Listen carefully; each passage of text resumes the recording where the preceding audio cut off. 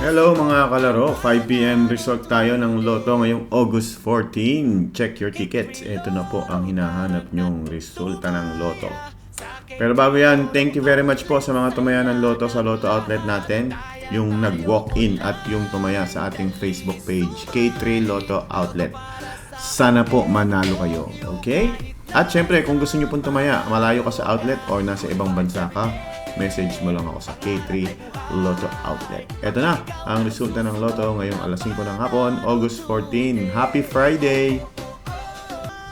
Again, para sa ating 3D Lotto, ang lumabas na number, mainit-init pa, ayan po sa screen. Ano ang lumabas?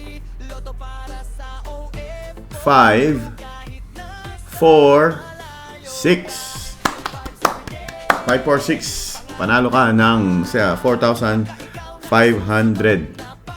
sa target or 750 kung ikaw po yung nag-rumble. Kung 456 ang taya mo, rumble, panalo ka 750. At para sa ating 2D Lotto, 825. Dahil August ngayon, ang daming tumaya niyan. August 14 pa lang ngayon. Ang lumabas ay August 25. 825, panalo ka ng 4,000 pesos or 2,000 kung nag-rumble ka.